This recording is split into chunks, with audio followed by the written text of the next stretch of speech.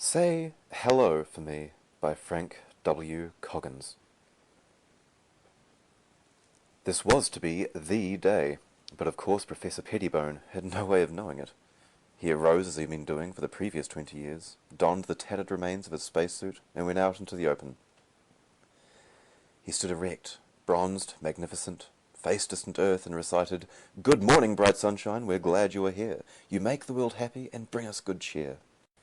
It was something he had heard as a child, and isolated here on Mars he had remembered it and used it to keep from losing his power of speech. The ritual finished, he walked to the edge of the nearest canal and gathered a bushel or so of dried Martian moss.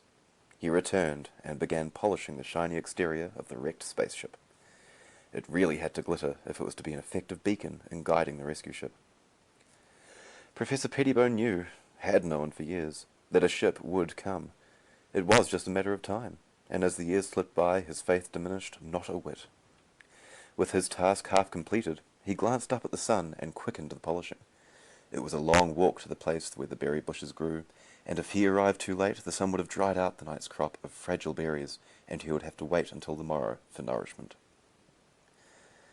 But on this day he was fated to arrive at the bush area not at all, because an alien sound from above again drew the professor's eyes from his work, and he knew that the day had arrived.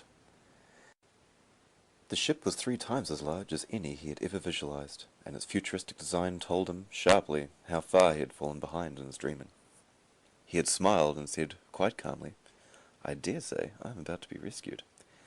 And he experienced a thrill as the great ship set down and 2 men emerged therefrom. A thrill tingled with a guilt sense, because emotional experiences were rare in an isolated life and seemed somehow indecent. The 2 men held weapons. They advanced upon Professor Pettibone, looked up into his face, reflected a certain wary hostility. That the hostility was tinged with instinctive respect, even awe, made it no less potent. One of them asked, "Fella, man came in ship, skyboat, long time ago. Him dead? Where?" Appropriate gestures accompanied the words. Professor Pettibone smiled down at the little man and bowed. "You are of course referring to me. I came in the ship. I am Professor Pettibone. It was nice of you to hunt me up." The eyes of the 2 Terran spacemen met and locked in startled inquiry. One of them voiced the reaction of both when he said, "What the hell?" "You are no doubt as curious as to the fate of the other members of the expedition. They were killed, all save Fletcher, who lasted a week." Professor Pettibone waved a hand. "There, in the graveyard." But their eyes remained on the only survivor of that ill-fated first expedition.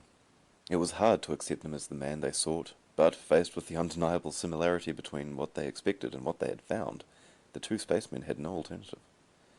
"I hope your food supply is ample and varied," Professor Pettibone said. This seemed to bring them out of their bemusement. "Of course, Professor. Would you care to come aboard?" The other made a try at congenial levity. "You must be pretty hungry after 20 years. "Really, has it been that long? I tried to keep track at first. We can blast off any time you say. You're probably pretty anxious to get back." Indeed I am. The changes in 20 years must be breathtaking. I wonder if they'll remember me." A short time later, the professor said, "It's amazing.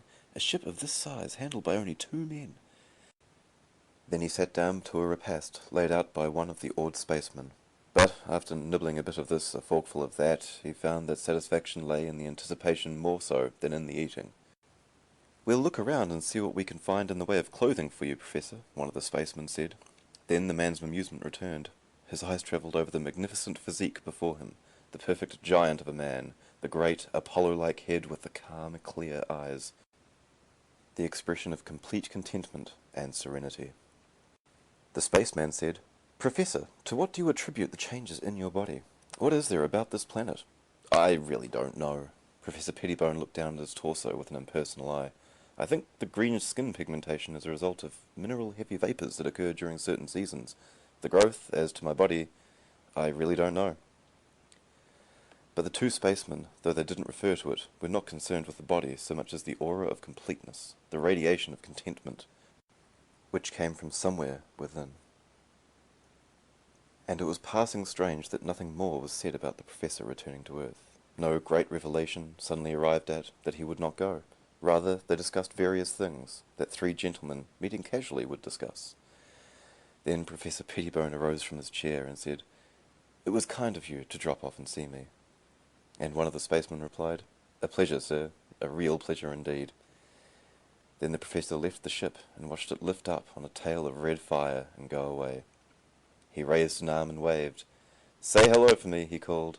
Then he turned away, and, from force of habit, he began again to polish the hull, knowing that he would keep it shining and be proud of it for many years to come. Almost beyond reach of the planet, one of the spacemen flipped a switch and put certain sensitive communication mechanisms to work. So sensitive, they could pick up etheric vibrations far away and make them audible. But only faintly came the pleasant voice of a contented man. "Good morning, bright sunshine. We're glad you are here. You make the world." The end. This is the end of Say Hello From Me by Frank W. Coggins.